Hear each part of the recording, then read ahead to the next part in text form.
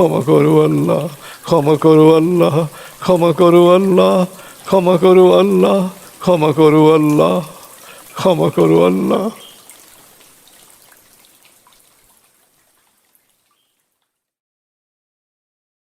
এবার আপনি আমার সাথে সূরা ফাতিরের 1 থেকে 37 আয়াতের তেলাওয়াত ও মর্মবাণীতে ডুবে যাবেন।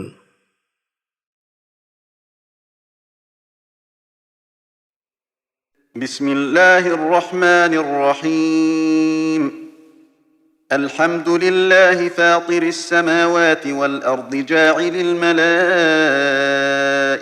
رسلا أولي أجنحة مثنى وثلاث ورباع يزيد في الخلق ما يشاء إن الله على كل شيء قدير ما يفتح الله للناس من رحمة فلا ممسك لها وما يمسك فلا مرسل له من بعده وهو العزيز الحكيم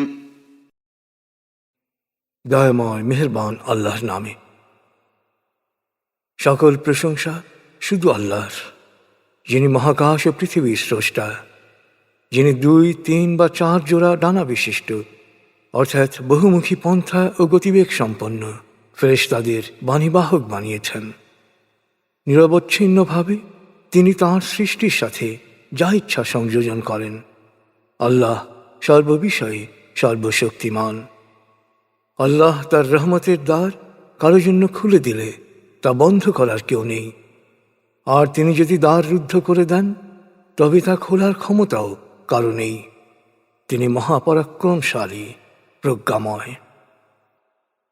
يا أيها الناس اذكروا نعمة الله عليكم هل من خالق غير الله يرزقكم من السماء والأرض لا إله إلا هو فأنى تؤفكون وإن يكذبوك فقد كذبت رسل من قبلك وإلى الله ترجع الأمور হে মানুষ, তোমাদের প্রতি আল্লাহর নিয়ামতের কথা স্মরণ করো। আল্লাহ ছাড়া কি অন্য কোনো স্রষ্টা আছে যে তোমাদের আকাশ ও পৃথিবী থেকে রিজিক দান করেন? তিনি ছাড়া আর কোনো উপাস্য নেই। তারপরও কেন তোমরা আত্মপ্রবঞ্চনা করছ? যদি এই আত্মপ্রবঞ্চকরা তোমাকে মিথ্যাবাদী বলে, তবে হে নবী, মনে রেখো তোমার পূর্ববর্তী রসুলদেরও মিথ্যাবাদী বলা হয়েছিল। কারণ ভোগাসক্ত ও প্রবৃত্তির পূজারীরা কখনো স্বীকার করতে চায় না যে সব কিছুই শেষ পর্যন্ত আল্লাহর কাছে ফিরে যাবে। يا أيها الناس إن وعد الله حق فلا تغرنكم الحياة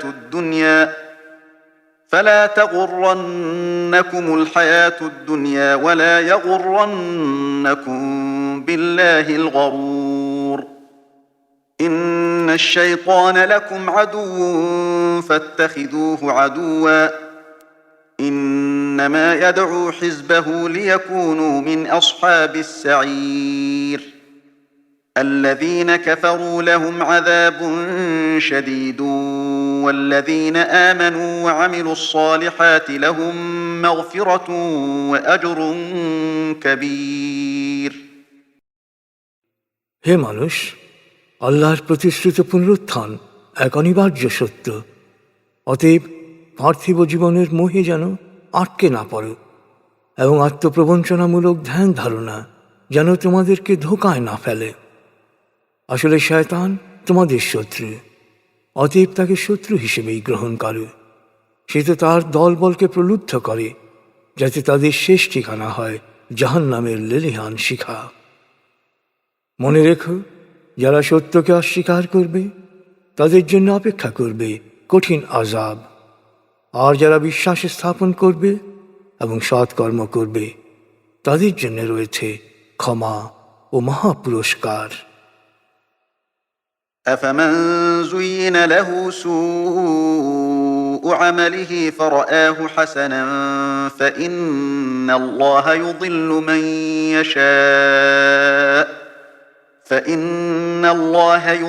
من يشاء ويهدي من يشاء فلا تذهب نفسك عليهم حسرات إن الله عليم بما يصنعون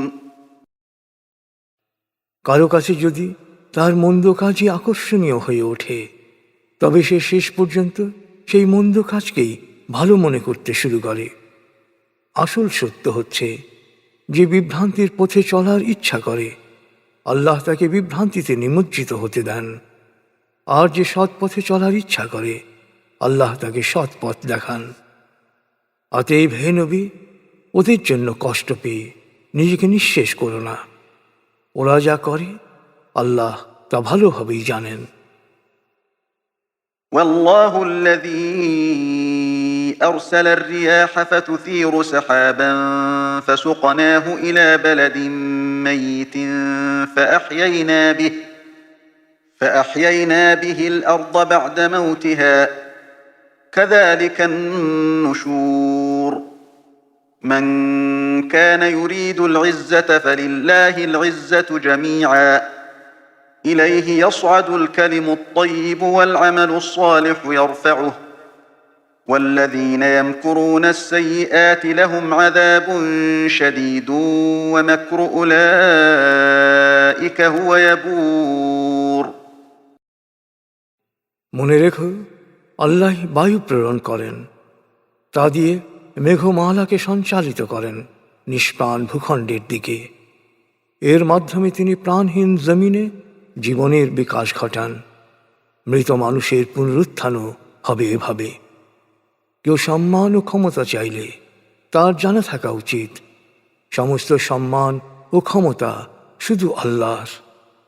ভালো কথা ও ভালো কাজকে তিনি কবুল করেন, আর যারা মন্দ কাজে চক্রান্ত করে তাদের জন্য অপেক্ষা করছে কঠিন শাস্তি। কুচক্রীদের চক্রান্ত ব্যর্থ হবেই।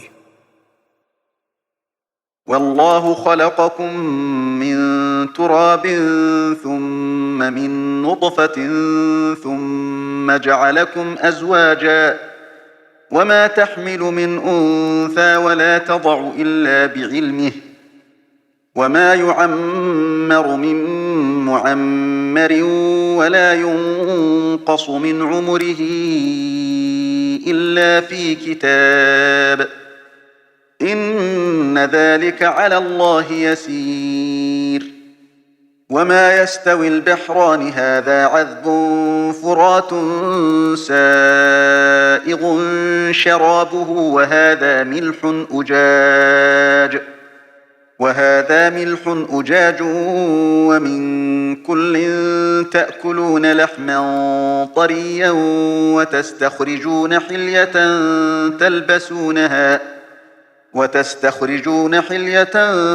تلبسونها وترى الفلك فيه مواخر لتبتغوا من فضله ولعلكم تشكرون يولج الليل في النهار ويولج النهار في الليل وسخر الشمس والقمر كل يجري لأجل مسمى ذلكم الله ربكم له الملك والذين تدعون من دونه ما يملكون من قطمير إن تدعوهم لا يسمعوا دعاءكم ولو سمعوا ما استجابوا لكم ويوم القيامة يكفرون بشرككم ولا ينبئك مثل خبير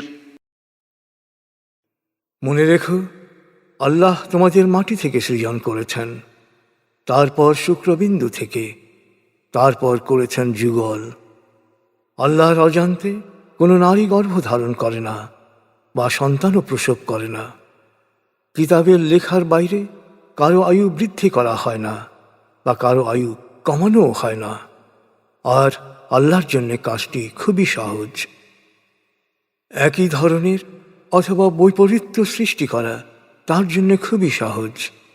সে কারণে দেখো, পানির দুটি ধারা একরকম নয়, একটির পানি সুমিষ্ট ও সুপেয়, অপরটি লবণাক্ত বিস্বাদ। দুটি থেকেই তোমরা তাজা মাছ খাও এবং পরিধানের জন্যে রত্ন আহরণ করো।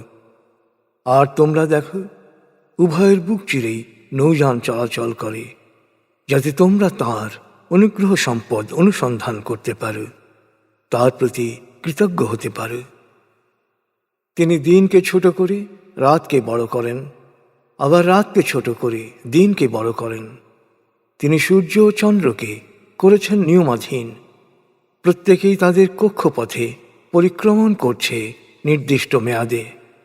যিনি এসব করছেন তিনিই আল্লাহ, তোমাদের প্রতিপালক। সকল কর্তৃত্ব ও আধিপত্য তারই। তোমরা আল্লাহর পরিবর্তে উপাস্য হিসেবে যাদেরকে ডাকো, খেজুরের তুচ্ছ খোসার উপরও তাদের কোনো কর্তৃত্ব নেই। এই উপাস্যদের ডাকলেও তারা তোমাদের ডাক শুনতে পাবে না, যদিও বা শোনে তবুও সাড়া দিতে সক্ষম হবে না। আর মহাবিচার দিবসে তারা তোমাদের এই শরিক করাকে প্রত্যাখ্যান করবে। সর্বজ্ঞ আল্লাহর ন্যায় কেউই তোমাদের আসল সত্য অবহিত করতে পারবে না।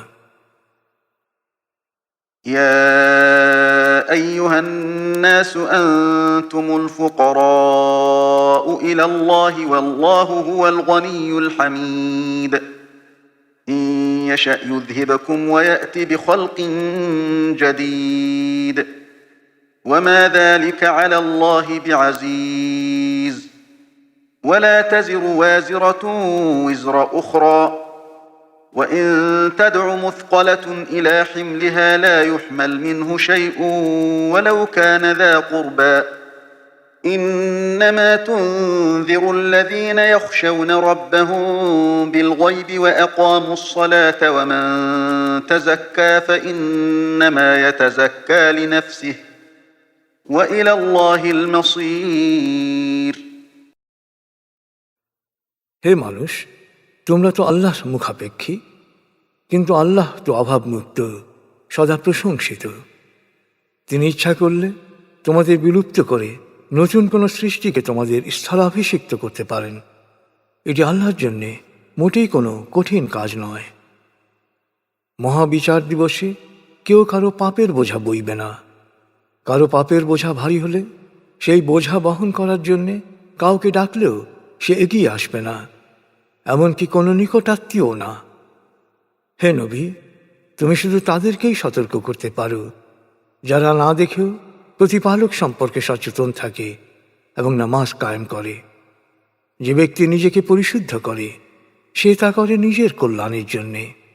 আল্লাহর কাছেই সবাইকে ফিরে যেতে হবে।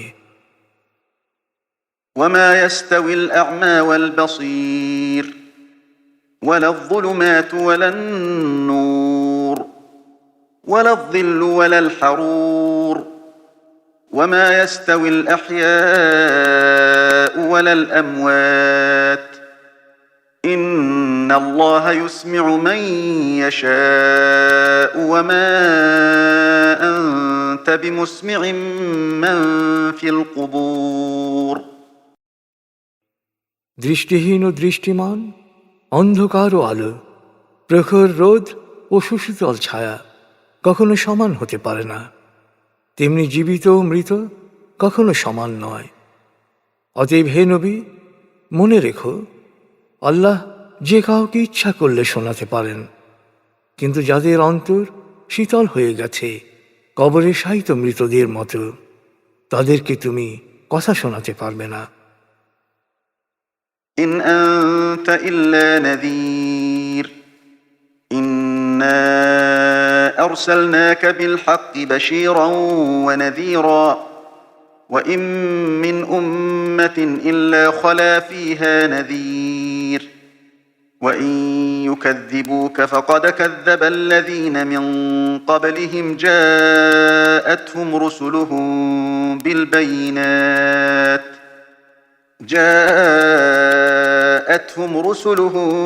بالبينات وبالزبر وبالكتاب المنير ثم أخذت الذين كفروا فكيف كان نكير। হে নবী, তুমি তো একজন সতর্ককারী মাত্র। আমি তোমাকে সত্য সহ সুসংবাদদাতা ও সতর্ককারী হিসেবে প্রেরণ করেছি। এমন কোনো সম্প্রদায় নেই যেখানে আমি আমার সতর্ককারী পাঠাইনি। অতএব ওরা যদি তোমাকে প্রত্যাখ্যান করে তাতে দুঃখ করো না।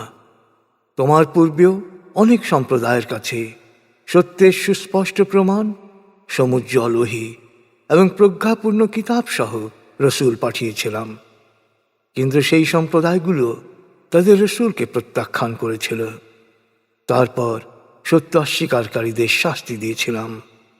অনুসন্ধান করে দেখো আমার শাস্তি ছিল কত কঠিন।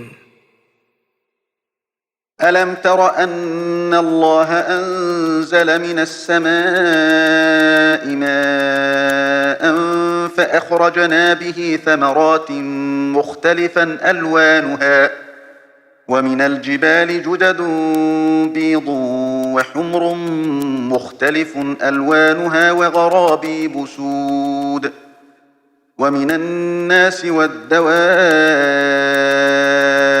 والأنعام مختلف ألوانه كذلك إنما يخشى الله من عباده العلماء إن الله عزيز غفور তোমরা কি লক্ষ্য করো না, আল্লাহ আকাশ থেকে বৃষ্টি বর্ষণ করেন, তা দিয়ে উৎপন্ন করেন নানা রঙের ফলমূল। তেমনি পাহাড়ের পাথরেও রয়েছে সাদা, লাল, কালো ও নানা রঙের সমাহার। একইভাবে সৃষ্টি করা হয়েছে নানা বর্ণের মানুষ, জীবজন্তু ও গৃহপালিত পশু। আল্লাহর বান্দাদের মধ্যে যারা তাদের জ্ঞান ব্যবহার করে তারাই আল্লাহ সচেতন হয়। নিশ্চয়ই আল্লাহ মহাপরাক্রমশালী, অতীব ক্ষমাশীল। إن الذين يتلون كتاب الله وأقاموا الصلاة وأنفقوا مما رزقناهم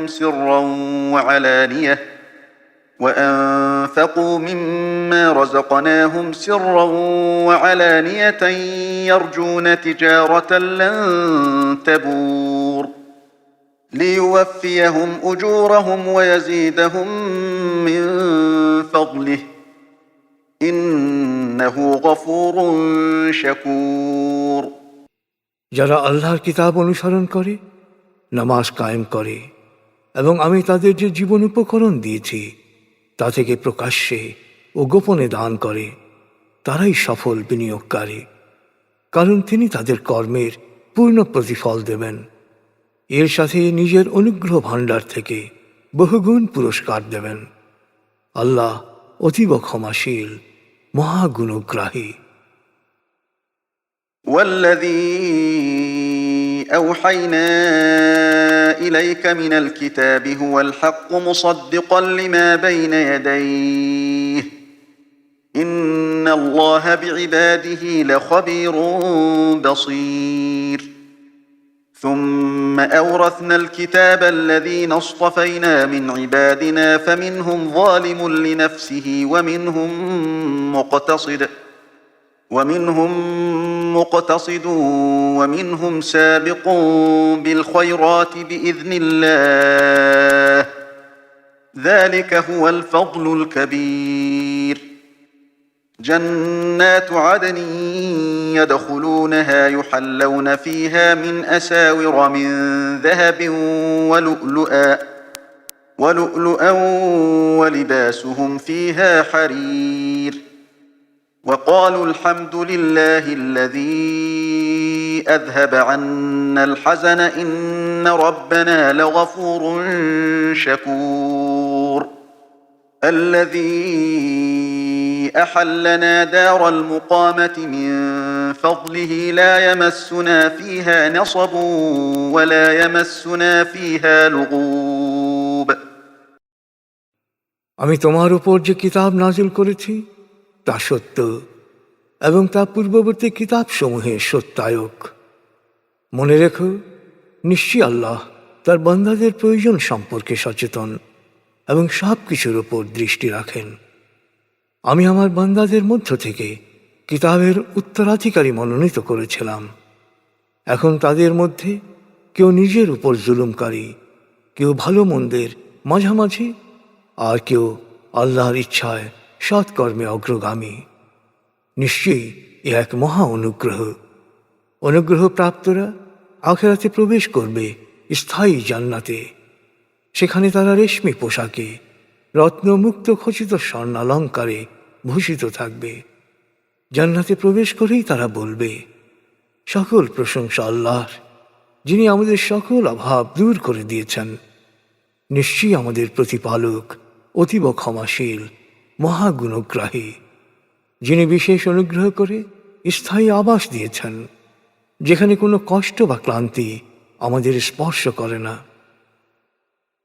والذين كفروا لهم نار جهنم لا يقضى عليهم فيموتوا ولا يخفف عنهم من عذابها كذلك نجزي كل كفور وهم يصطرخون فيها ربنا أخرجنا نعمل صالحا غير الذي كنا نعمل أولم نعمركم ما يتذكر فيه من تذكر وجاءكم النذير فذوقوا فما للظالمين من نصير কিন্তু যারা সত্যকে অস্বীকার করে তাদের জন্য রয়েছে জাহান্নামের অগ্নিকুণ্ড। ওদের মৃত্যুর আদেশও দেয়া হবে না যে ওরা মরবে, আর শাস্তিও কমানো হবে না। আমি এভাবেই প্রত্যেক অকৃতজ্ঞকে শাস্তি দিয়ে থাকি। জাহান্নামে ওরা চিৎকার করে বলবে, হে আমাদের প্রতিপালক, দয়া করে আমাদের রেহাই দাও। এখন থেকে আমরাও সৎকর্ম করব, আগের মতো ভুল আর করব না। জবাবে আল্লাহ ওদেরকে বলবেন, আমি কি তোমাদের যথেষ্ট দীর্ঘ জীবন দেইনি? সতর্ক হতে চাইলে তখনই তো সতর্ক হতে পারতে। আর তোমাদের নিকট তো সতর্ককারীও এসেছিল, কিন্তু তার কথা তোমরা শোনোনি। এখন তোমাদের পাপাচারের শাস্তি ভোগ করো। এখানে দুরাচারীদের সাহায্য করার মতো কেউ নেই।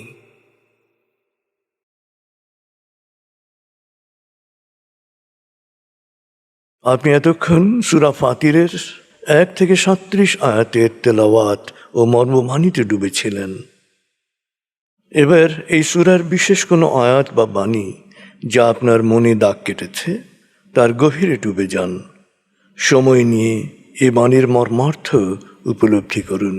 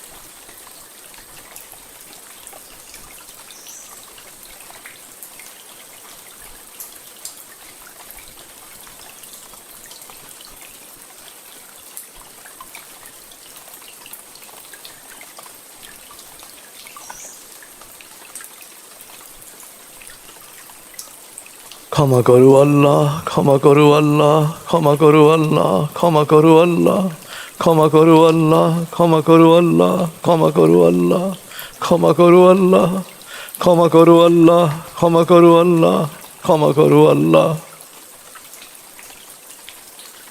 بلغ العلا بكماله كشف الدجى بجماله حسنت جميع خصاله صلوا عليه وآله بلغ العلا بكماله كشف الدجى بجماله حسنت جميع خصاله صلوا عليه وآله بلغ العلا بكماله كشف الدجى بجماله حسنت جميع خصاله صلوا عليه وآله بلغ العلا بكماله كشف الدجى بجماله حسنت جميع خصاله صلوا عليه وآله।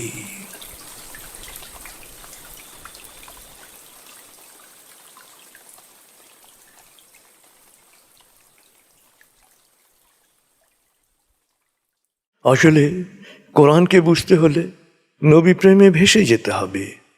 অন্তরকে নবী প্রেমে আপ্লুত করার জন্যে খতমে কামালির তৃতীয় ধাপেও আমরা কিছু সময় সিরাতে নিমগ্ন থাকব।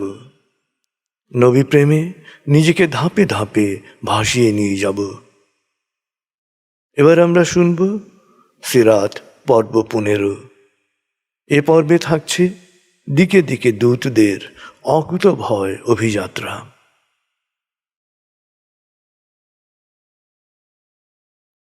بلغ العلا بكماله كشف الدجى بجماله حسنت جميع خصاله صلوا عليه وآله بلغ العلا بكماله كشف الدجى بجماله حسنت جميع خصاله صلوا عليه وآله। হুদায়বিয়ার চুক্তি আরবের ধর্মীয় ও রাজনৈতিক সমীকরণ বদলে দিল পুরোপুরি। নবীজি ও তার অনুসারীদের যে কোনোভাবে বিনাশ করার প্রাথমিক উদ্যোগ যাদের ছিল, সেই কুরাইশরা শান্তি চুক্তি করার মধ্যে দিয়ে তাদের 2 দশকের সশস্ত্র বিরোধিতার অবসান ঘটাল। আরব উপদ্বীপে কুরাইশদের 100 বছরের ধর্মীয়, অর্থনৈতিক ও রাজনৈতিক কর্তৃত্বের কারণে ছড়িয়ে ছিটিয়ে থাকা বেদুইন গোত্রগুলোর মধ্যে ইসলামের বিরুদ্ধে যে যুদ্ধংদেহী ভাব ছিল, এই চুক্তির ফলে তাও বহুলাংশে কমে গেল। তারা ভাবল, কুরাইশরাই যেখানে রণভঙ্গ দিয়েছে সেখানে আমাদের ঝামেলায় যাওয়ার দরকার কি। বাকি থাকল নজদের গাতাফান ও উত্তরাঞ্চলের ইহুদিরা। গাতাফানরা কোনো সুসংহত শক্তি না হলেও খয়বরের ইহুদিরা আরবের একটি বড় শক্তি, আর নবী বিদ্বেষীদের একটি বড় দল সেখানে তাদের অবস্থানকে সুদৃঢ় করছে। অর্থ, অস্ত্র, জনবল ও সম্পদে তারা প্রাচুর্যবান, আর চক্রান্ত, ষড়যন্ত্র ও কূটকৌশলে দক্ষ। সামগ্রিক শান্তি ও নিরাপত্তার কারণে মুসলমানদের সাথে অন্যান্যদের যোগাযোগ বেড়ে গেল, আর অল্প সময়ের মধ্যেই মুসলমানদের সংখ্যা বাড়ল দ্বিগুণ। পরিবর্তিত পরিস্থিতিতে নবীজির প্রজ্ঞা তাকে বলে দিল, এখন প্রস্তুতি নিতে হবে ত্রিমুখী। এক, বিভিন্ন অঞ্চল থেকে আগত কৌতূহলী মানুষের কাছে ইসলামের মর্মবাণী সঠিকভাবে পৌঁছানো ও তাদেরকে ধর্মীয়, পালনীয়, করণীয় সম্পর্কে যথাযথ জ্ঞান দান করা, অর্থাৎ ইসলামী জ্ঞান চর্চার প্রসার। এক্ষেত্রে আহলে সুফফার সদস্যদের ভূমিকা হবে সবচেয়ে গুরুত্বপূর্ণ। 2, যে কোনো আক্রমণের মোকাবেলায় সামরিক প্রস্তুতি গ্রহণ। 3, তিনি যেহেতু সকল সৃষ্টির জন্যে করুণাস্বরূপ প্রেরিত হয়েছেন, তাই নতুন অবস্থার প্রেক্ষিতে আরবের বাইরে সবার কাছেই শাশ্বত ধর্মের আহ্বান পৌঁছানোর জন্যে উপযুক্ত দূত প্রেরণ। দূত প্রেরণের ক্ষেত্রে তার পূর্ব প্রস্তুতি যে কত ব্যাপক ছিল, তা দূতদের নাম ও সংখ্যা দেখলেই বোঝা যায়। 1, নবীজি আরবের বাইরে প্রথম পত্র প্রেরণ করেন আবিসিনিয়ায়, বর্তমান ইরিত্রিয়ায়। পত্রবাহক ছিলেন আমর ইবনে উমাইয়া আদ-দামরি। তিনি রাজা নাজ্জাসী আসামা ইবনে আল আবজারকে কোরআনের আয়াত উদ্ধৃত করে ইসলাম গ্রহণের আমন্ত্রণ জানান। নাজ্জাসী পত্রটি দু চোখে ঠেকিয়ে সিংহাসন থেকে নেমে এসে ইসলাম গ্রহণ করেন। 2. মিশরের কপ্টিক খ্রিস্টান রাজা মুকাওয়াকিস নামে পরিচিত জুরাইর ইবনে মিনাকেও ইসলাম গ্রহণের আহ্বান জানিয়ে নবীজি পত্র প্রেরণ করেন। পত্রবাহক ছিলেন হাতিব ইবনে আবু বালতাহ। মুকাওয়াকিস যথাযথ সম্মান প্রদর্শন করে পত্রের জবাব দেন। তিনি ইসলাম গ্রহণ করেননি, তবে অভিজাত পরিবারের মারিয়া ও শিরিন নামে 2 কপ্টিক কুমারী মূল্যবান পোশাক ও দুলদুল নামক একটি ঘোড়া উপহার হিসেবে প্রেরণ করেন। মদিনায় আসার পথে হাতিবের আহ্বানে মারিয়া ও শিরিন দুজনই ইসলাম গ্রহণ করেন। 3. পারস্য সম্রাট দ্বিতীয় খসরু, পারস্যের ইতিহাসে সবচেয়ে ক্ষমতাধর সম্রাট। নিজেকে ঘোষণা করেছিলেন মানুষ রূপে আবির্ভূত ঈশ্বর হিসেবে। নবীজি তাকে ইসলাম গ্রহণের আহ্বান জানিয়ে পত্র প্রেরণ করেন। পত্রবাহক ছিলেন আবদুল্লাহ ইবনে হুজাফা আস-সাহমি। সম্রাট চিঠি পড়ে ক্রুদ্ধ হয়ে তা টুকরো টুকরো করে ছিঁড়তে ছিঁড়তে বলেন, কি দুঃসাহস, আমার দাস হয়ে আমাকে এই ভাষায় চিঠি লেখে। ইয়েমেনের রাজা বাজানকে নির্দেশ দিলেন 2 জন শক্ত সামর্থ্য সৈন্য পাঠিয়ে মোহাম্মদকে পাকড়াও করে পারস্যে পাঠাতে। বাজান গ্রেফতারি পরোয়ানা সহ বাবুয়া ও খারখাসরা নামে তার 2 জন সহকারীকে মোহাম্মদের কাছে মদিনায় পাঠালেন। 2 জন কর্মকর্তা মদিনায় এসে নবীজির কাছে উপস্থিত হয়ে বললেন, দেখুন, আমরা গ্রেফতারি পরোয়ানা নিয়ে এসেছি। রাজাধিরাজ খসরু কর্তৃক নির্দেশিত হয়ে ইয়েমেনের রাজা বাজান আমাদের পাঠিয়েছেন। আপনি আমাদের সাথে চলুন, তাহলে রাজা বাজান আপনার পক্ষে সুপারিশ করবেন, আপনার সমস্যা কম হবে। আর যদি তার নির্দেশ অমান্য করেন, তাহলে আপনি তো জানেন তার ক্ষমতা। তিনি আপনাকে, আপনার জনগণ ও দেশকে একেবারে ধ্বংস করে দেবেন। নবীজি তাদের বিশ্রাম নিতে এবং পরদিন দেখা করতে বললেন। নবীজি রাতে আত্মনিমগ্ন হলেন। তার অন্তর্দৃষ্টি তার কাছে বাস্তব অবস্থা পরিষ্কার করে দিল। পরদিন ইয়েমেনি কর্মকর্তারা এলে তিনি তাদের বললেন, দেখো, তোমাদের সম্রাট খসরুকে তো তার ছেলে শেরওয়া হত্যা করেছে। হত্যার তারিখ ও সময় জানিয়ে তিনি বললেন, এখন তো সম্রাট হচ্ছে 2য় কাভাদ। কর্মকর্তারা হতবাক। বিস্ময়ের ঘোর কাটিয়ে তারা বললেন, আপনি কি বুঝতে পারছেন আপনি কি বলছেন? আপনার গ্রেফতারি পরোয়ানা তো এর চেয়ে তুচ্ছ বিষয়ে। আপনি কি চান আমরা এই কথাগুলো লিখে নিই এবং রাজা বাজানকে জানাই? নবীজি বললেন, আমার তরফ থেকে রাজা বাজানকে আরও বলবে যে আমার ধর্ম ও আমার রাজত্ব পারস্যের উপর বিজয়ী হবে। তিনি যদি ইসলাম গ্রহণ করেন, তবে আমি তাকে তার বর্তমান শাসিত অঞ্চলের শাসক নিযুক্ত করব। কর্মকর্তাদ্বয় ইয়েমেনে ফিরে গিয়ে রাজা বাজানকে পুরো ঘটনা খুলে বলল। রাজা বাজান ভাবনায় পড়ে গেলেন।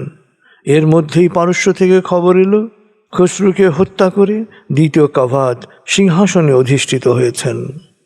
তিনি সকল সেনাধ্যক্ষকে তার প্রতি আনুগত্য প্রকাশের আহ্বান জানিয়েছেন।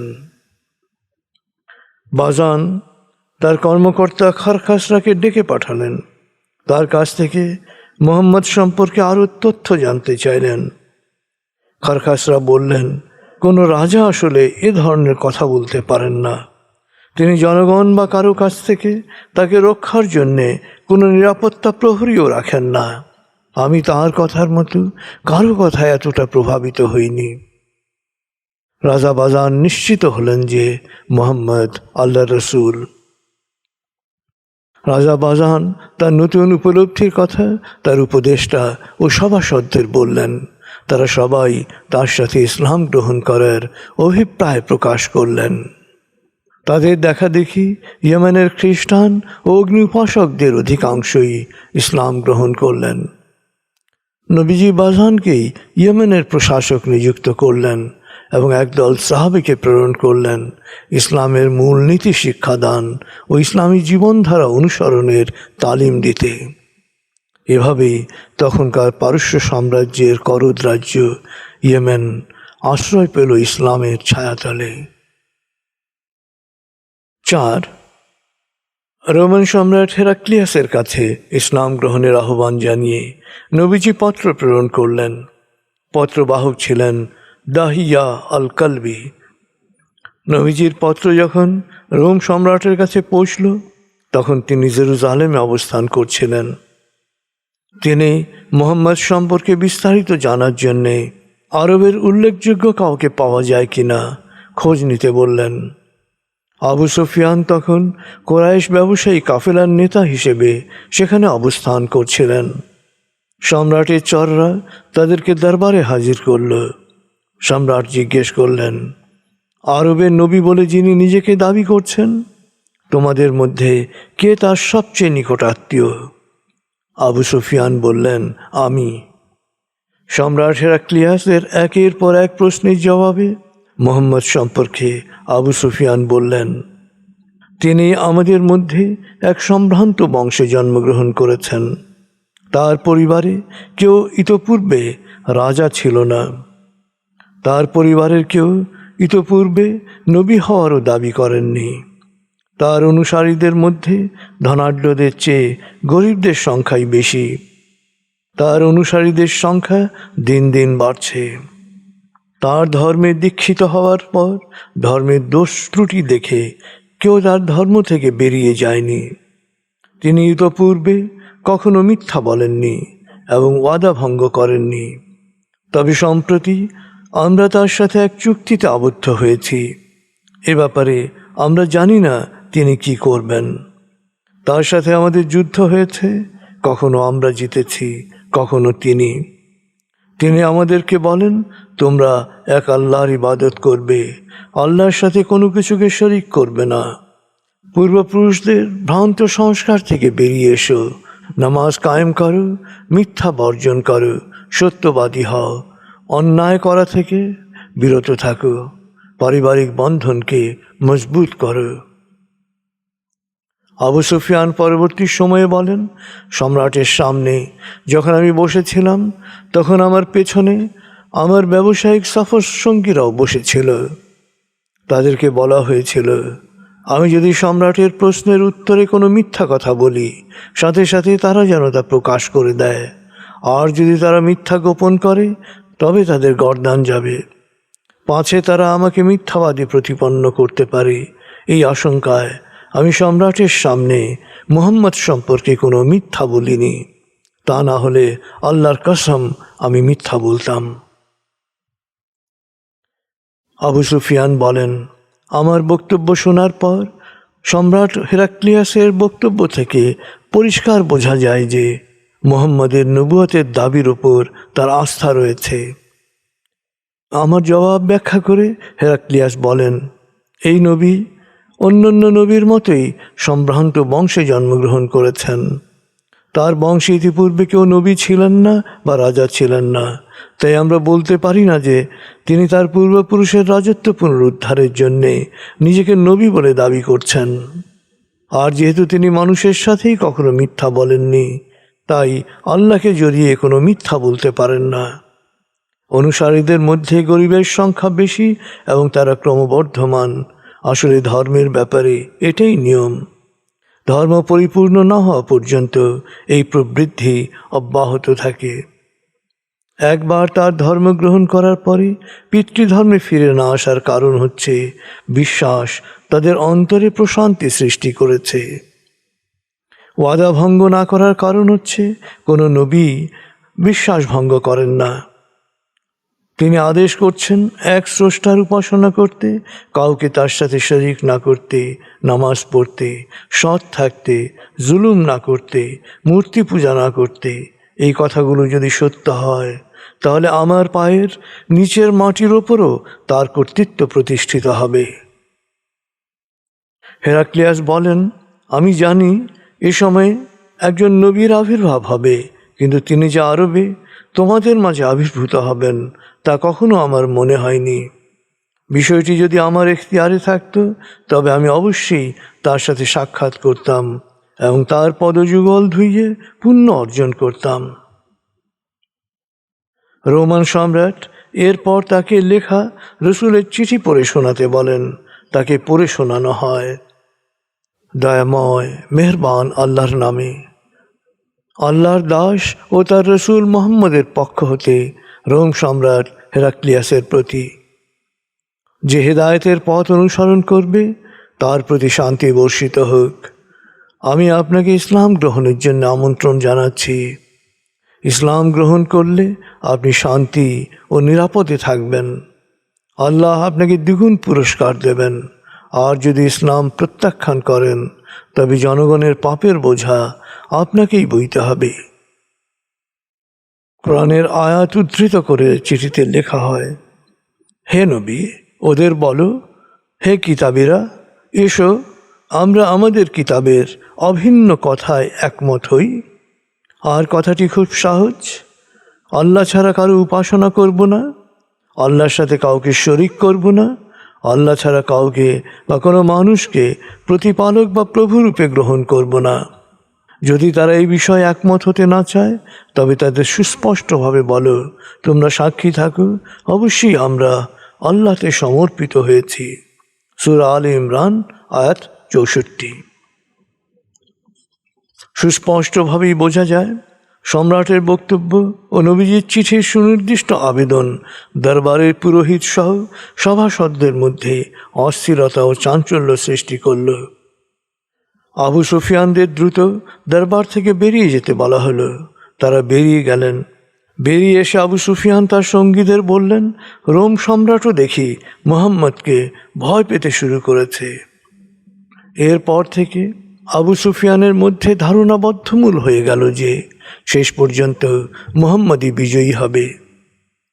সম্রাট মুসলিম দূতকে প্রচুর উপঢৌকন দেন মুহাম্মদের কাছে পৌঁছে দেওয়ার জন্যে। সম্রাট হেরাক্লিয়াস কখনো নবীর সাহচর্যে আসার চেষ্টা করেননি। সাম্রাজ্য ও ক্ষমতা পার্থিব জীবনে এক বিশাল মোহ। এই মোহ থেকে বেরোনো খুব কঠিন। নবীর দূতের সাথে চমৎকার সৌজন্যমূলক আচরণের পেছনে কারণ ছিল তার জ্ঞান অনুরাগ ও শঙ্কা। তিনি ধর্মীয় জ্ঞানের যেমন অনুরাগী ছিলেন, তেমনি ছিলেন জ্যোতির্বিদ্যায় পারদর্শী। গ্রহ নক্ষত্র গণনা করে এক রাতে তিনি নিজের ভবিষ্যৎ সম্পর্কে পূর্বাভাস পান। তিনি বুঝতে পারেন তার সাম্রাজ্যের বিনাশ হবে এমন এক জাতির হাতে যারা খাতনা করে। জ্যোতির্বিদ্যায় পারদর্শী তার বন্ধু জেরুজালেমের রাজার সাথেও তিনি তার এই পূর্বাভাস নিয়ে পত্র বিনিময় করেন। তিনিও গ্রহ অবস্থানের একই ব্যাখ্যা প্রদান করেন। ইহুদিদের খাতনার বিষয়টি তার জানা ছিল, তাই তিনি আগাম ইহুদি বিনাশের পরিকল্পনা নিয়েছিলেন। কিন্তু তা বাস্তবায়িত করার আগেই তিনি জানতে পারেন আরবরাও খাতনা করে। নবীজির চিঠি পেয়েই তিনি অনুধাবন করতে পারলেন তার ভবিষ্যৎ। তাবুকে নবীজির বিরুদ্ধে সরাসরি যুদ্ধে এড়িয়ে যাওয়ার পেছনেও হয়তো এই কারণই কাজ করেছে। মুসলমানদের বিরুদ্ধে পরিচালিত যুদ্ধে রোমানদের পরাজয়ের পেছনেও এই মানসিক দুর্বলতা একটি বড় কারণ হিসেবে বিরাজ করতে পারে। 5. দামেস্কের রাজা আল হারিস ইবনে আবি শিমের আল গাসসানির কাছেও ইসলাম গ্রহণের আমন্ত্রণ জানিয়ে নবীজি পত্র প্রেরণ করেন। দূত ছিলেন সুজা ইবনে ওয়াহাব।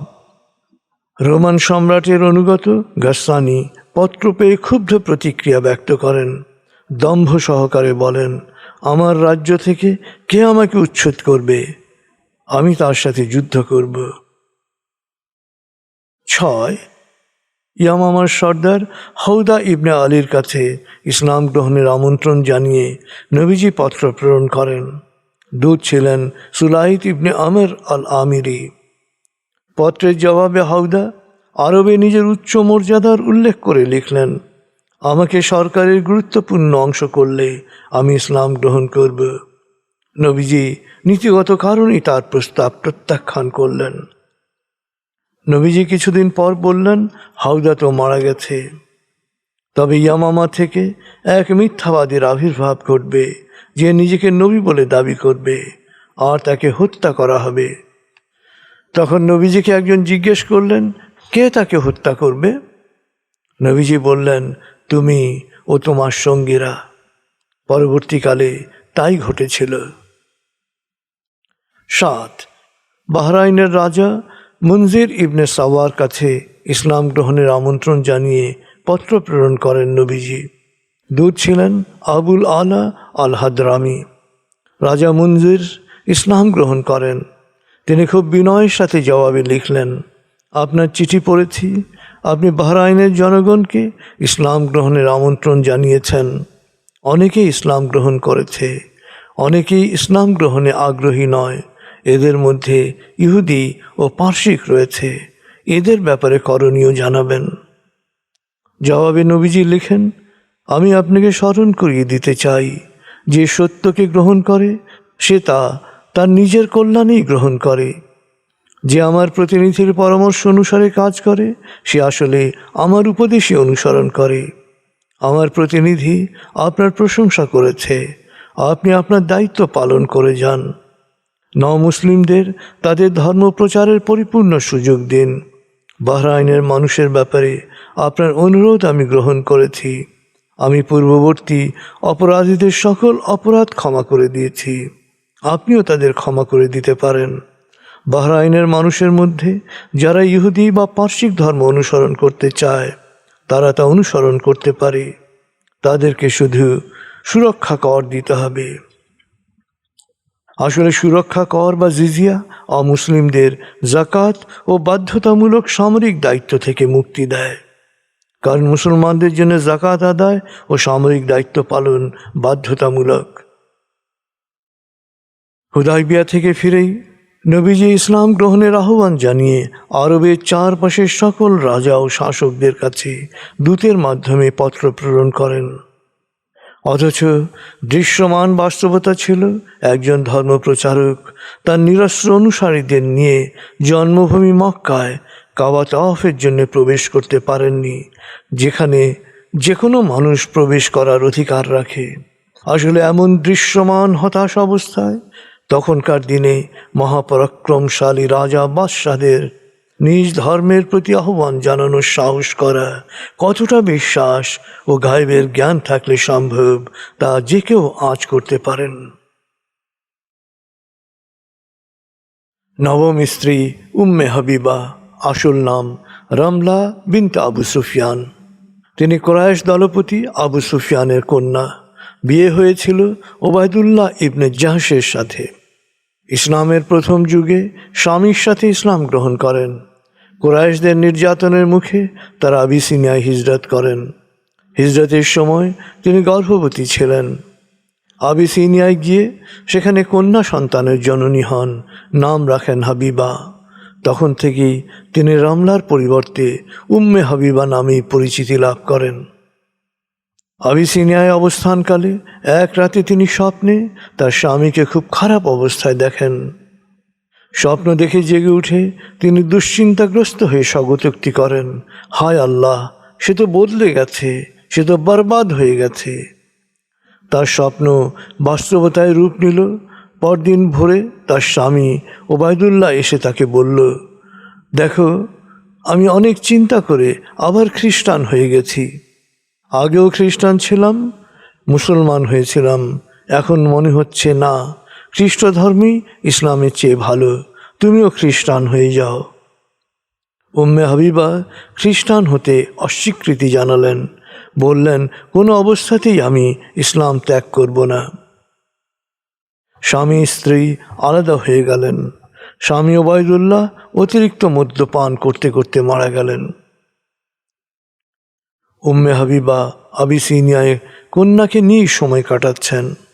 এর মধ্যে এক রাতে তিনি স্বপ্ন দেখলেন কেউ তাকে সম্বোধন করছে, হে বিশ্বাসীদের মা। কয়েকদিনের মধ্যেই নবীজি রাজা নজ্জাসের কাছে চিঠি পাঠালেন উম্মে হাবিবার সাথে তার বিয়ের ব্যবস্থা করার জন্যে। রাজা বিয়ের আয়োজন সম্পন্ন করে উম্মে হাবিবাকে মদিনায় পাঠানোর ব্যবস্থা করলেন। তখন তার বয়স 38 বছর।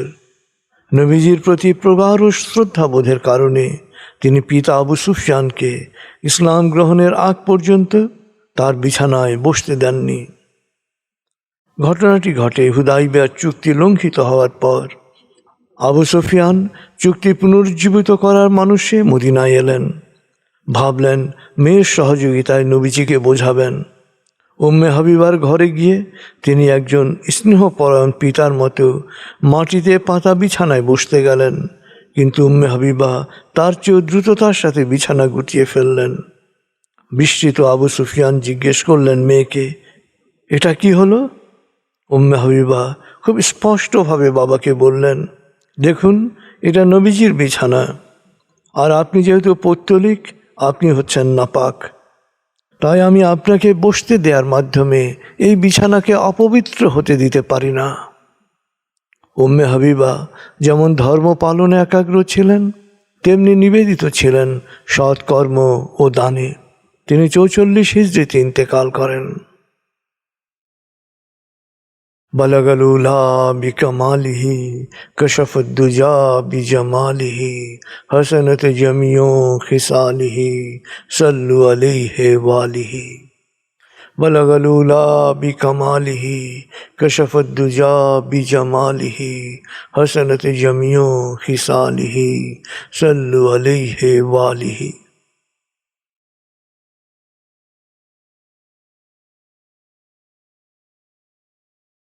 এবার নবী জীবনের বিশেষ ঘটনাবলীকে একটু সময় নিয়ে বিশ্লেষণ করুন।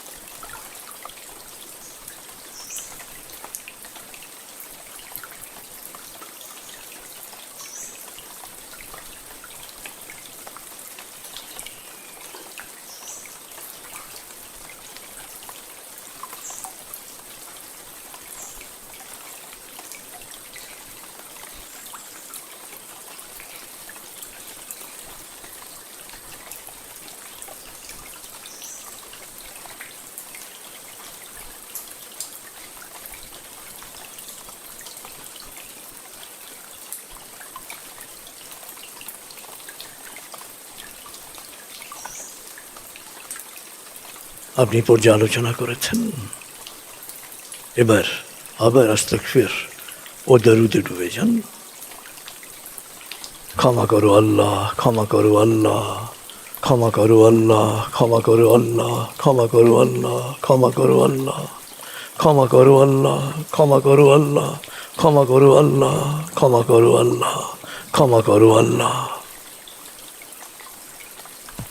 بلغ الأولى بكماله كشف الدجى بجماله حسنت جميع خصاله صلوا عليه وآله بلغ الأولى بكماله كشف الدجى بجماله حسنت جميع خصاله صلوا عليه وآله بلغ الأولى بكماله كشف الدجى بجماله حسنت جميع خصاله صلوا عليه وآله بلغ الأولى بكماله كشف الدجى بجماله حسنت جميع خصاله صلوا عليه وآله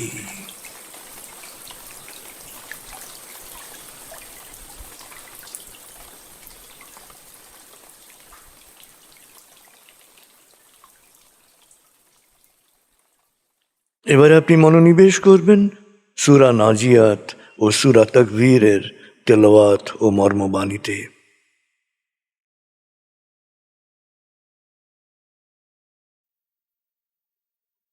উনআশি সূরা নাজিয়াত, রুকু 2, আয়াত 46, মাক্কি।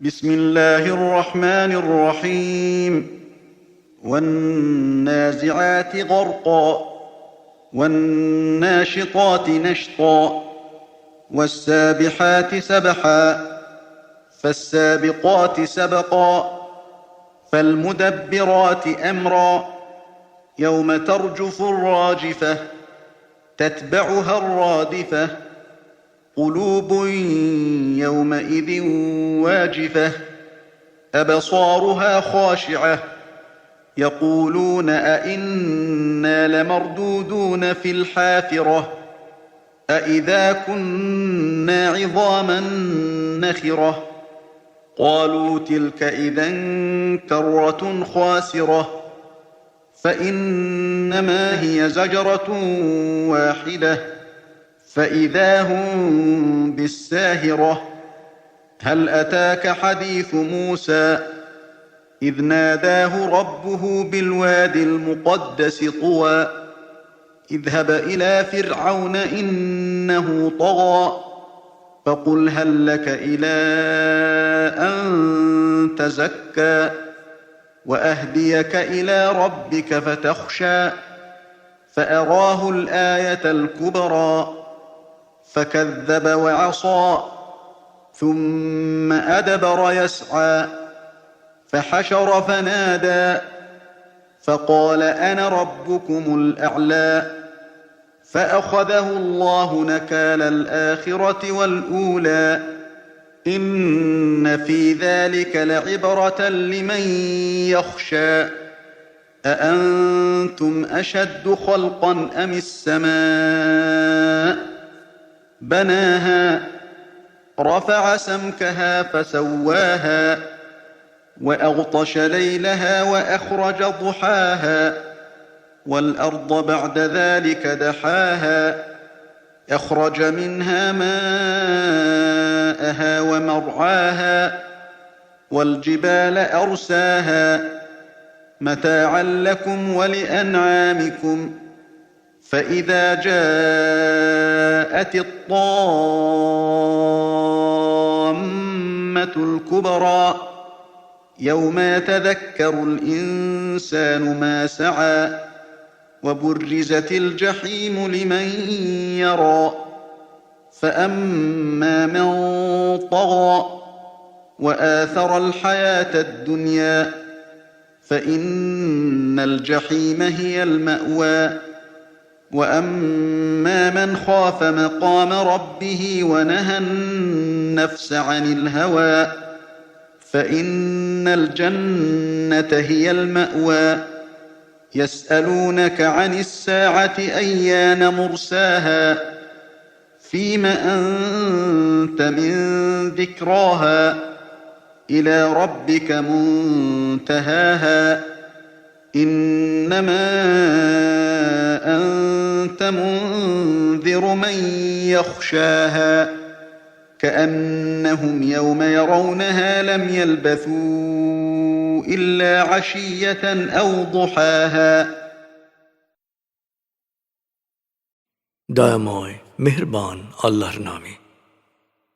তাকাও গ্রহ নক্ষত্রের দিকে, যা উদিত হয় আবার ডুবে যায়, যা তাদের কক্ষপথে সুনির্দিষ্ট গতিতে চলে, যা মহাকাশে ভেসে বেড়ায় সহজ গতিতে, আবার কখনো একটা আরেকটাকে পাশ কাটিয়ে যায় দ্রুত। আর এভাবেই তারা স্রষ্টার বিধান অনুযায়ী চালিত করে নিজেদের। নিশ্চয়ই কিয়ামত হবে, সেদিন প্রথম সিংহাধ্বনির সাথে সাথে প্রকম্পিত হবে সব। তারপর আসবে সিংহার দ্বিতীয় বজ্রনিনাদ। সেদিন অনেক হৃদয় হবে থরথর কম্পমান, অনেক দৃষ্টি হবে ভীতিবিহ্বল অবনত।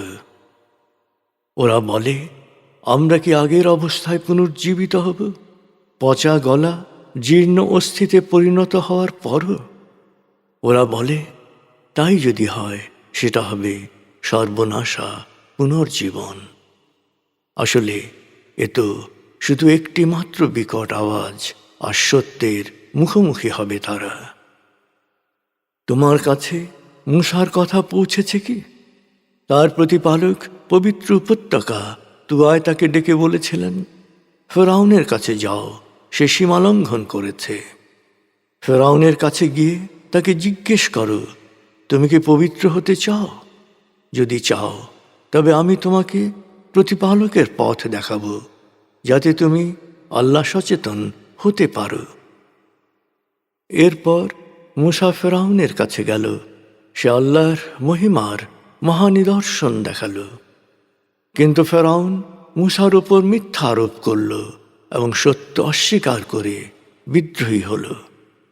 এরপর সে মূসার দিক থেকে মুখ ফিরিয়ে নিয়ে নিজের লোকদের সমবেত করে ঘোষণা করল, আমি তোমাদের শ্রেষ্ঠ প্রতিপালক। অতঃপর আল্লাহ তাকে দুনিয়া ও আখিরাতের কঠিন আযাবে পাকড়াও করলেন। যারা আল্লাহ সচেতন তাদের প্রত্যেকের জন্যে এতে শিক্ষা রয়েছে। হে মানুষ, তোমাদের সৃষ্টি করা কঠিন নাই বিশাল মহাবিশ্বকে? তিনি বিশাল মহাবিশ্ব সৃষ্টি করেছেন, তিনি নভমণ্ডলকে সম্প্রসারিত ও সুবিন্যস্ত করেছেন। তিনি রাতকে করেছেন অন্ধকারাচ্ছন্ন আর দিনকে করেছেন আলোকোজ্জ্বল। আর তিনি জমিনকে বিস্তৃত করেছেন, জমিন থেকে উৎসারিত করেছেন ঝর্ণাধারা, আর তৈরি করেছেন চারণভূমি। এবং তিনি পর্বতকে দৃঢ়ভাবে প্রথিত করেছেন। আর এসবই তোমাদের ও তোমাদের গৃহপালিত পশুর জীবন উপকরণের জন্যে। অতঃপর যখন কিয়ামতের মহাক্ষণ উপস্থিত হবে, প্রত্যেকেই তার কৃতকর্ম এক এক করে মনে করবে, এবং জাহান্নামের আগুনের লেলিহান শিখা দৃশ্যমান হবে তাদের সামনে। আসলে যে সীমালঙ্ঘন করেছে এবং পার্থিব জীবনের লোভ লালসাকে অগ্রাধিকার দিয়েছে, জাহান্নামী হবে তার নিবাস। অপরদিকে আল্লাহর সামনে উপস্থিত হতে হবে ভেবে যে শঙ্কিত ছিল এবং প্রবৃত্তির কামনা বাসনাকে নিজের নিয়ন্ত্রণে রেখেছিল, জান্নাতি হবে তার আবাস। হে নবী, ওরা তোমাকে জিজ্ঞেস করে কখন কিয়ামত হবে? এ ব্যাপারে তোমার কি বলার আছে? এই পরম জ্ঞান তো শুধু তোমার প্রতিপালকের কাছেই রয়েছে। তুমি তো শুধু সতর্ককারী, যারা সত্য সম্পর্কে সচেতন হতে চায় তাদের জন্যে। যেদিন ওরা কিয়ামত দেখবে, সেদিন ওদের মনে হবে ওরা পৃথিবীতে কাটিয়েছে মাত্র একটি সন্ধ্যা বা রাত, যা পেরিয়ে হয়েছে সকাল।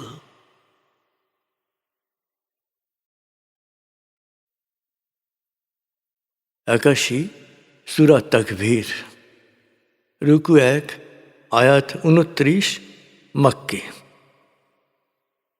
بسم الله الرحمن الرحيم إذا الشمس كورت وإذا النجوم انكدرت وإذا الجبال سيرت وإذا العشار عطلت وإذا الوحوش حشرت وإذا البحار سجرت وإذا النفوس زوجت وإذا الموءودة سئلت بأي ذنب قتلت وإذا الصحف نشرت وإذا السماء كشطت وإذا الجحيم سعرت وإذا الجنة أزلفت علمت نفس ما أحضرت فلا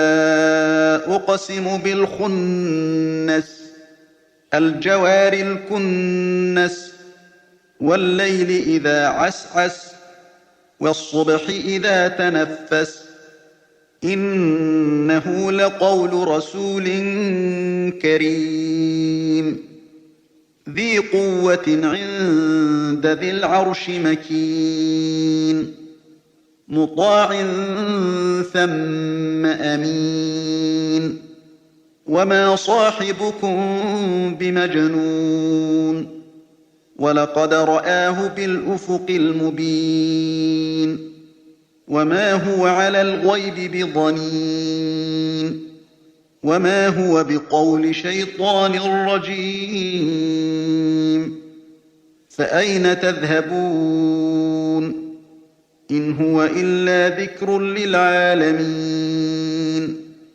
لمن شاء منكم أن يستقيم وما تشاءون إلا أن يشاء الله رب العالمين দয়াময় মেহেরবান আল্লাহর নামে।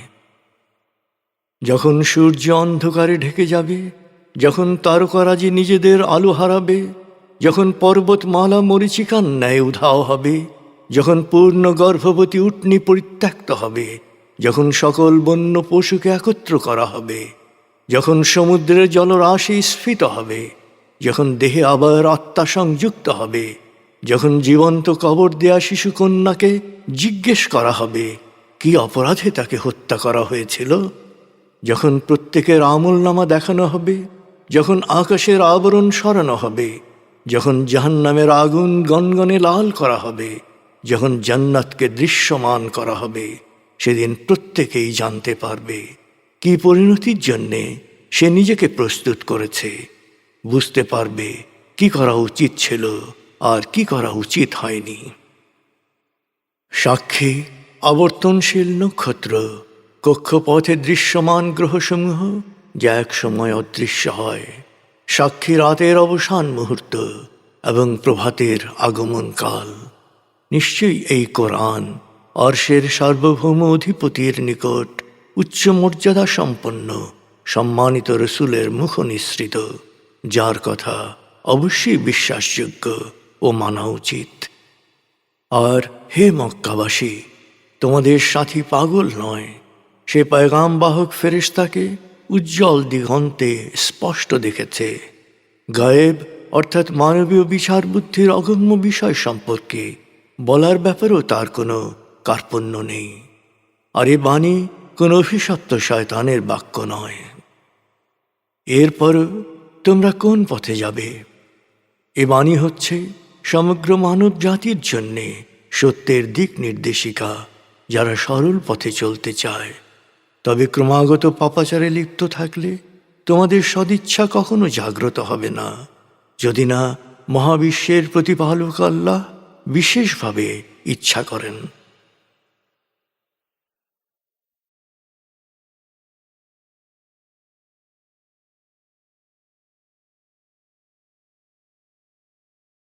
এবার জীবনের সত্যকে উপলব্ধি করে আপনি যাতে মহামহান স্রষ্টার প্রকৃত দাস হতে পারেন, সেই আকুতি ব্যক্ত করুন।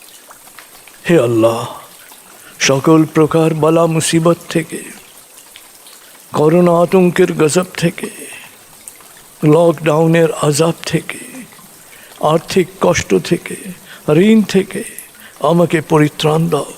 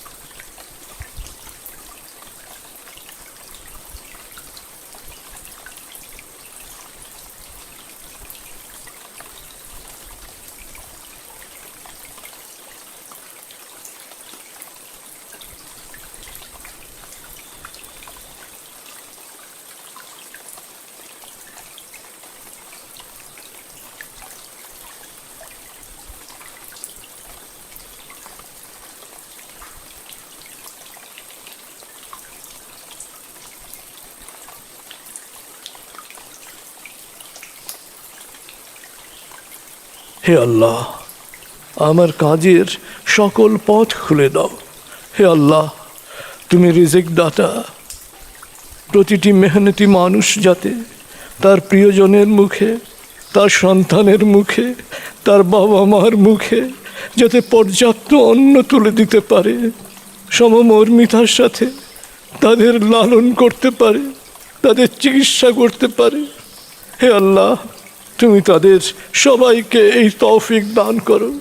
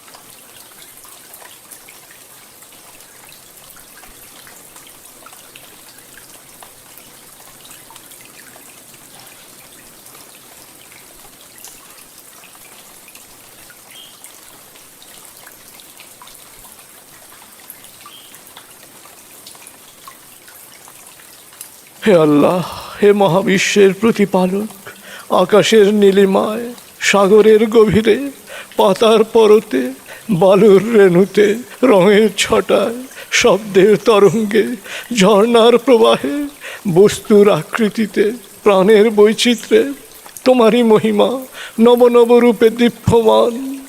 তুমি মহামহিম। আমাদের শুকরিয়া গ্রহণ করো, তোমার অনুগত বান্দা হিসেবে আমাদের কবুল করো। পানাহ দাও অশান্তির আগুন থেকে, বালা মুসিবত থেকে, ঋণ থেকে, জালেমের জুলুম থেকে।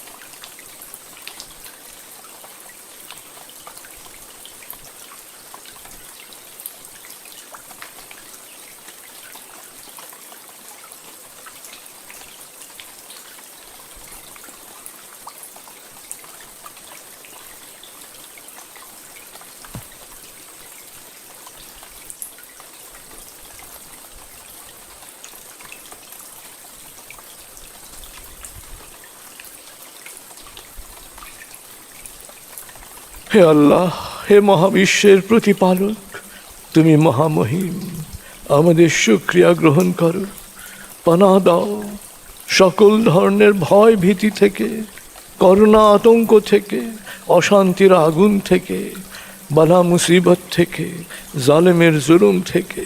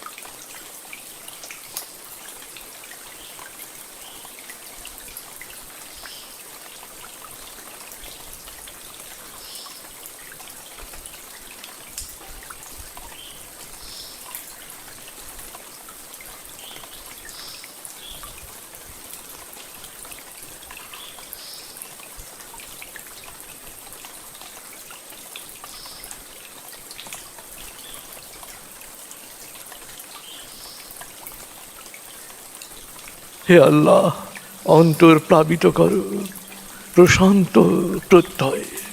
হে আল্লাহ, বিশ্বাস দাও, ধৈর্য দাও, সাহস দাও।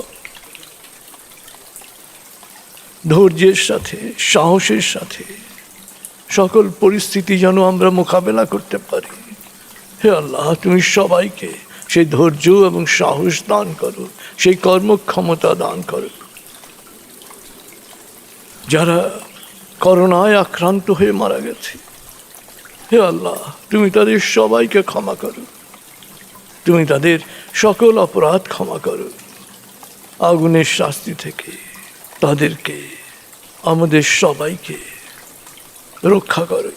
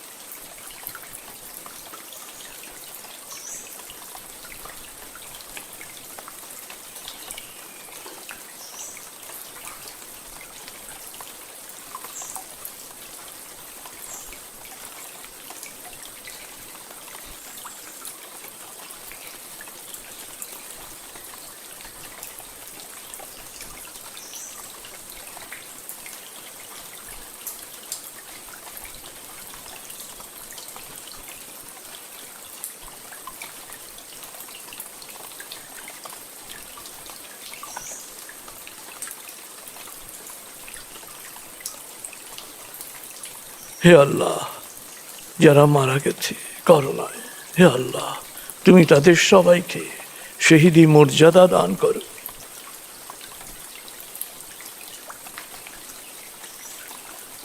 হে আল্লাহ, তার জীবনের প্রতিটি সৎ কাজকে তুমি আমলে সালে হিসেবে কবুল করো। তুমি এই মৃতদের, এই শহীদদের, জীবিত উত্তরসূরিদের জন্য আশ্রয়স্থল হও। তার পরিবারের উপর থেকে সকল প্রকার ঋণ, অকল্যাণ ও বালা মুসিবত দূর করে দাও।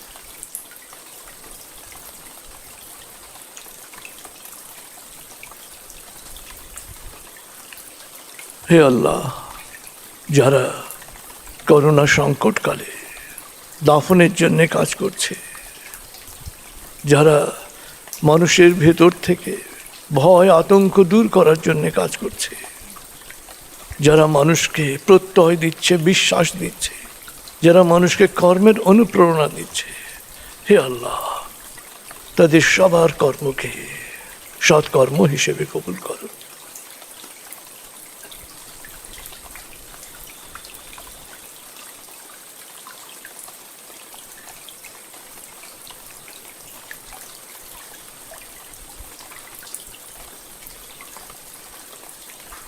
হে আল্লাহ, যারা দেশে থেকে, মানুষের পাশে থেকে ধৈর্যের সাথে বিশ্বাস নিয়ে করোনা পরিস্থিতির মোকাবেলা করেছেন, হে আল্লাহ, তুমি তাদেরকেও শহীদের মর্যাদা দান করো।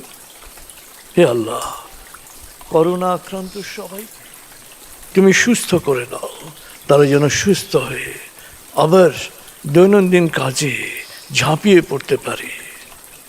তুমি তাদের সবাইকে সেই তৌফিক দান করো।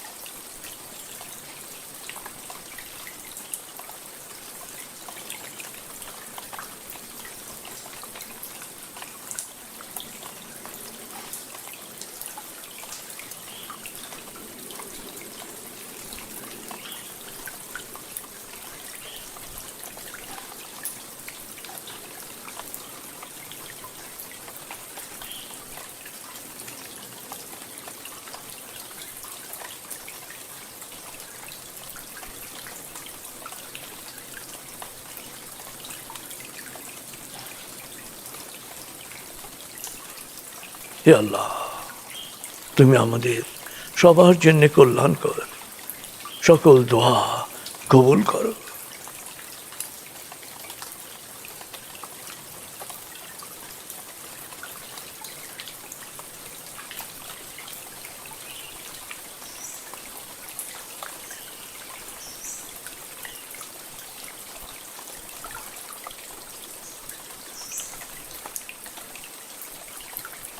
এবার সময় নিয়ে আপনার বিশেষ কোনো প্রার্থনা থাকলে পরম করুণাময়ের কাছে সময় নিয়ে তা পেশ করুন। তিনি আপনার খুব কাছে, খুব কাছে। তিনি আপনার কথা শুনছেন। অন্তর থেকে আপনার যত আর্জি আছে সমস্ত আর্জি পেশ করুন, নিজের জন্যে, যে কারো জন্য।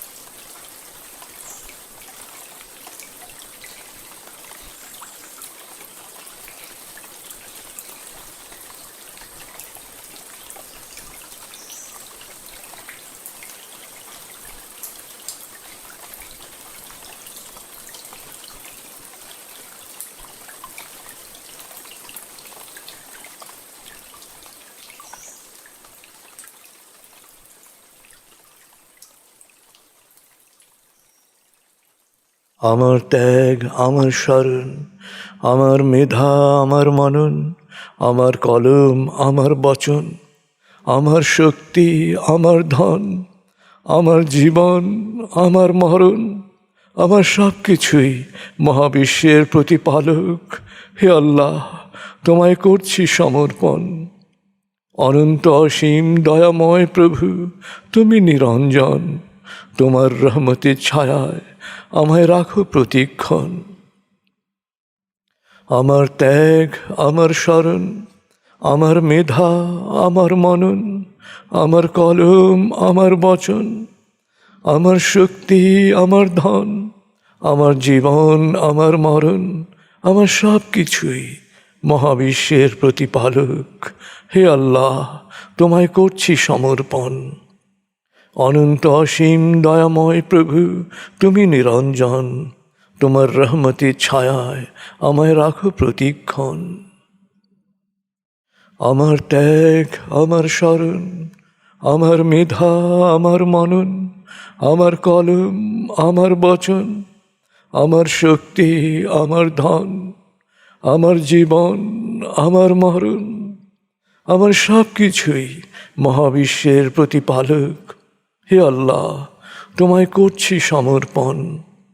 অনন্ত অসীম দয়াময় প্রভু, তুমি নিরঞ্জন, তোমার রহমতের ছায়ায় আমায় রাখো প্রতিক্ষণ।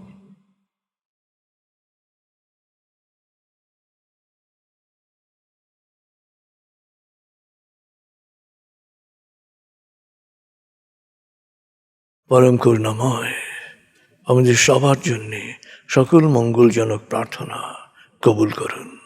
আমিন।